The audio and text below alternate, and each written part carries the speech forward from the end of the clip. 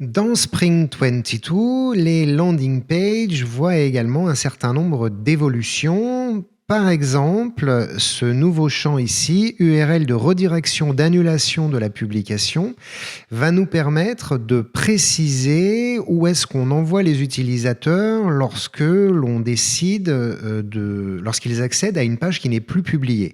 Alors où est-ce que ça peut arriver ça? Vous avez par exemple une opération sur les réseaux sociaux qui redirige vers une de vos pages, vers cette landing page, et admettons que par inadvertance, donc admettons que cette landing page soit publiée par exemple, donc ici je la publie, et admettons que par inadvertance, quelqu'un décide d'annuler la publication.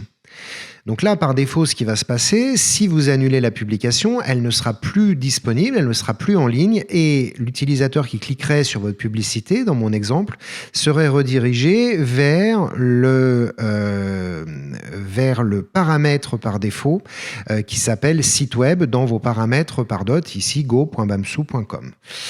Donc c'est pas forcément idéal. En revanche, si vous décidez de préciser une URL ici, quel que soit ce que va faire l'utilisateur, il sera redirigé, si la page est non publiée, vers cette page que vous avez indiquée ici, ce qui va permettre du coup de gérer au mieux les dépublications éventuelles.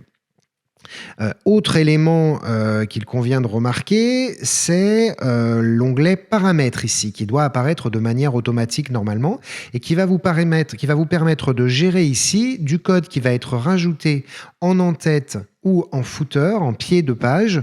Par exemple, alors ici, c'est un exemple simpliste, on n'a pas mis toute l'URL, mais ça va vous permettre de rajouter du code JavaScript ou d'importer un code CSS particulier, et il sera automatiquement rajouté en début ou en pied de page en fonction de si vous l'avez mis dans le code d'en-tête ou dans le code de pied de page.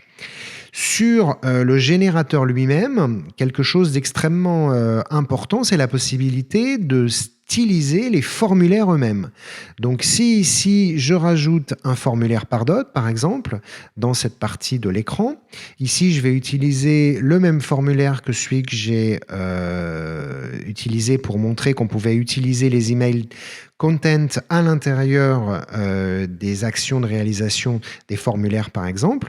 On voit ici donc que j'ai un formulaire par défaut sans absolument aucun style, et là, nouveauté, j'ai la possibilité dans la rubrique style d'aller éditer directement ce formulaire, par exemple en changeant la couleur de mon bouton, en décidant de sa police, en allant l'aligner à gauche plutôt qu'à droite. Voilà, ici j'ai la possibilité donc très facilement d'éditer les formulaires, ce qui, avec les emails, les landing pages et maintenant les formulaires, donne la possibilité de quasiment tout éditer en ligne sans passer par la case de développement. À noter que on a ici un certain nombre de présentations qui sont prédéfinies. Donc ici 2 colonnes, 1 tiers, 2 tiers, etc. 3, 4 colonnes. On n'a plus à définir à la main le nombre de colonnes qu'on veut. Et également, on a ici un petit fil d'Ariane qui nous permet de savoir où est-ce qu'on est dans l'édition. Donc là, on édite le formulaire, mais si ici je clique sur la ligne, je vais me retrouver ici dans l'édition de ce qui contient mon formulaire et qui contient ici 2 colonnes pour pouvoir aller l'ajuster, soit en termes de largeur, soit directement en termes de style.